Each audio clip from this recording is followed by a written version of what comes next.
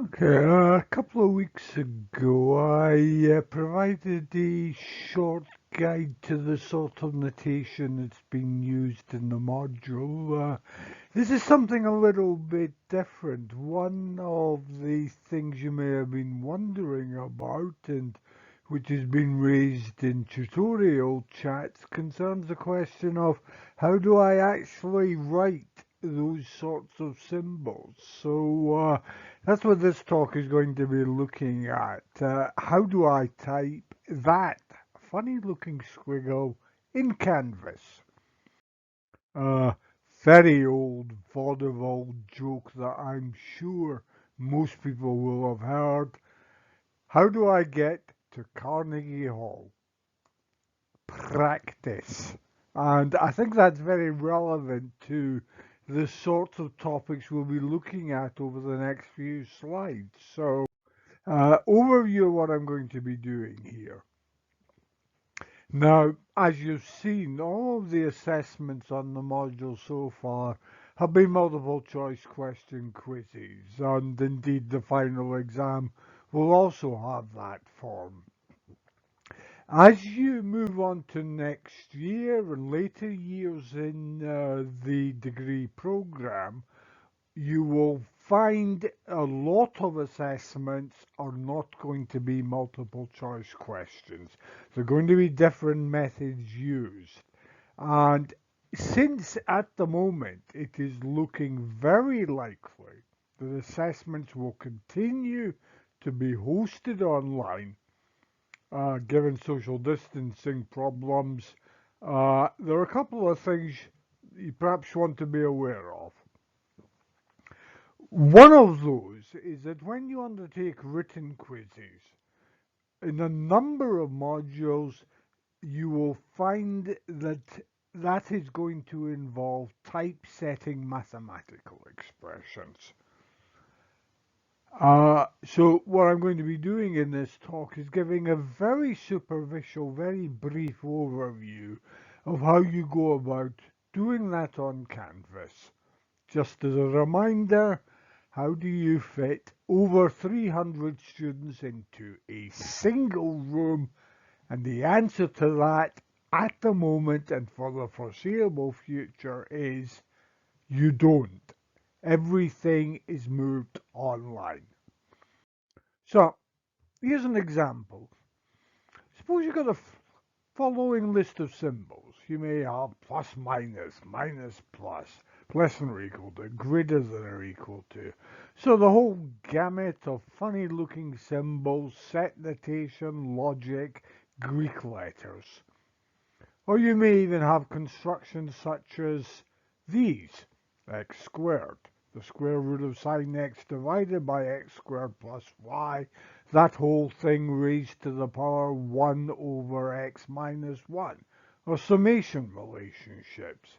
And it's fairly obvious, since I've done so for the purposes of this lecture, that we can do that in PowerPoint. Matter of going through the available PowerPoint options, which allow those to be done fairly straightforward manner. What if I wanted to do that in Canvas? What are the processes I would have to go through? Well, you're all familiar, I would hope, with the Canvas free text window. You've seen it looks a little bit like that. Now, what we want to focus on are those three vertical dots. Uh, this is where you start off, typesetting something that is basically mathematical style notation. So if you click on that, this is what happens. You will see a submenu opening, and in that submenu there is a symbol with a square root of x sign.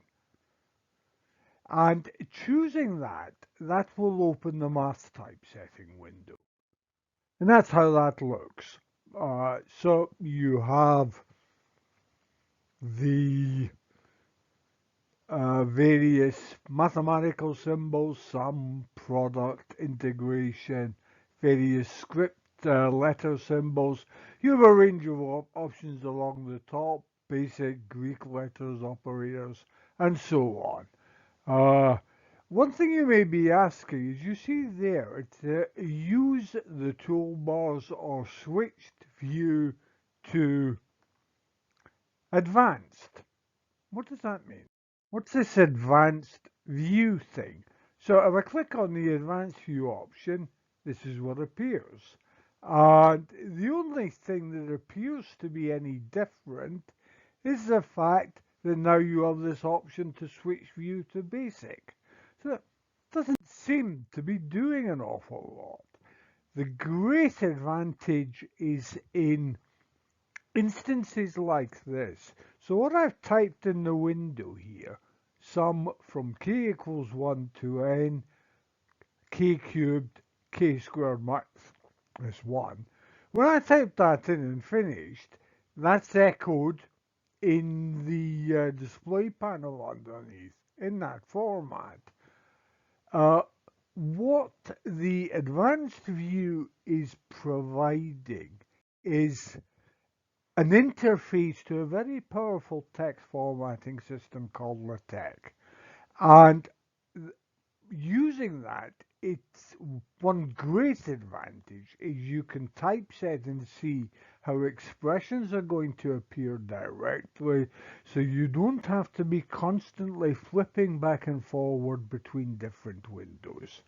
LaTeX, as I said, it was a very powerful text formatting tool developed by a very famous computer scientist called Donald Knuth. The module textbook, which I wrote and which is being used for the module, that was written and prepared and typeset using LaTeX. I don't have space to give a full description of LaTeX and its features here.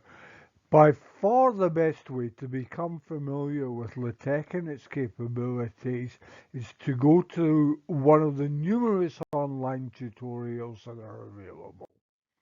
Uh, you may be thinking, oh, I don't want to learn LaTeX. What's wrong with the basic view approach? And it's a little bit more, well, it's a lot more time consuming. There's nothing really wrong with it as such. It's just you can't do some things as easily. Uh, so if I try typing the expression I had on the advanced view slide in basic view, this one here, then I will get the system will scream that it can't understand how to process that as an equation. I can still typeset it in basic view, but I can't typeset it using this kind of LaTeX formalism that's written on the screen. So here's an example of what you have to do in order to typeset it in basic view. You have a method for creating subscripts, that's this key that's circled. You have a method for creating superscripts, that's the other one. You have a method for inserting the summation sign, that's this object here. And when you put all of those together, that's how you would get the output of that particular expression. There are a few things to note. You have to move between the subscript and the superscript keys repeatedly in order to typeset this sum from 1 to n, in order to typeset this k cubed or this k squared. That can get a very tedious sort of process. Uh, there's the output. What happens when you click the insert equation, right? So on the window on the screen, you're working in the mathematical typesetting environment on Canvas. What happens when you click this? You want to add your equation into the general text. Well, when you click insert equation, It just adds it into the standard text window that you are working with to begin with. If you do this in advanced mode, which is what's happening on this screen, then you get exactly the same thing. Uh, so, there you have your equation. I'm going to say a little bit more about advanced view and LaTeX capabilities. When you first look at LaTeX, and this was certainly very much my experience when I started using LaTeX, probably about 20 odd years ago, and you may well find initially this looks incredibly tedious. Why am I going to all this effort? The effort you put in to becoming familiar with LaTeX is very well worth it. It has a bit of a learning curve. It's very tedious to get used to early on. It's very well worth the effort though. Because what you will find is that not only does it save time when you're entering written quiz answers, and time is uh, quite a kind of precious thing when you're carrying out an exam. You don't want to be wasting time faffing about with text formatting systems. So anything that's going to help there has got to be worth putting some effort into. The other area you'll find it's useful to know is when you're preparing your final year project dissertation. LaTeX isn't only about mathematical typesetting, it's a general document preparation system. The mathematical typesetting is only one of the powerful aspects of it. Uh, there's an example tutorial. I've given a link to there. So have a look at that, and perhaps may seem it's not as terrifying as it looks. So here's a more complicated example. This is one that I had on one of the earlier slides. Suppose you wanted to typeset that expression inside Canvas. How would you go about doing it? You could, in principle, do it in the basic mode setting. You really don't want to do that. Uh, you'll see soon enough why you don't want to do that as soon as you start using basic mode to typeset it. So there I've typeset that expression inside the advanced mode. So we've written this LaTeX expression in order to get these brackets covering the particular fraction. I've given this indication left bracket. We have to enclose what's going to be included in brackets in these set parentheses, and we have to close off the expression with this right bracket. So when I set that, I read it literally, left open bracket, fraction, square root, sine of x, the numerator, and the denominator is given as x squared plus y. We close the right-hand bracket there. And you may be wondering, I missed something out. What's happened with the superscript that was in the original expression? And you're quite right, I have missed that out. And that doesn't matter because another advantage of the setup is I can just go on continuing to type and I get here. So what's happened? I've typeset the expression. That's the second part there.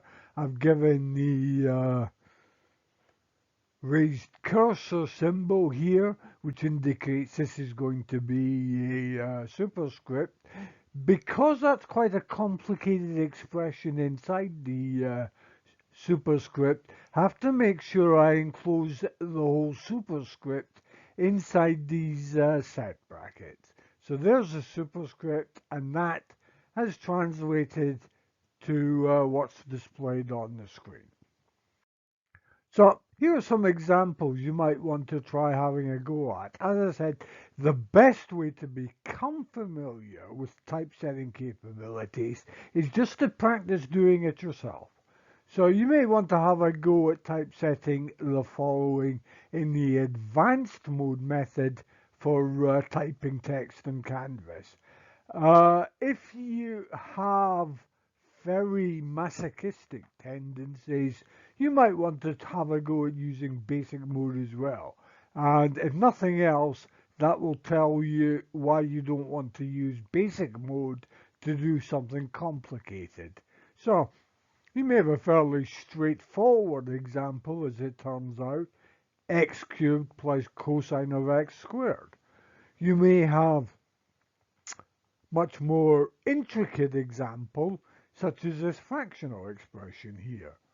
You may have something really complicated, such as this 2 by 2 matrix, the entries of which involve square roots, Greek letters, and powers, and the whole matrix is raised to a complex number power. Yeah. So have a go at setting those, and as I said, so as I said, have a go at those. The more experienced you become with using this type of system, the less terrifying it seems. The quicker you'll find actually, after typesetting a few very involved looking examples, that you eventually feel quite comfortable with typesetting quite complicated looking structures. So more practice, less terrifying this seems. LaTeX has a list of special symbols, so things like uh, the notational examples I gave in the previous lecture on notation, these upside down A's, backward E's, and so on. Uh, they can be quite difficult to navigate, so it's important to know where you can find these.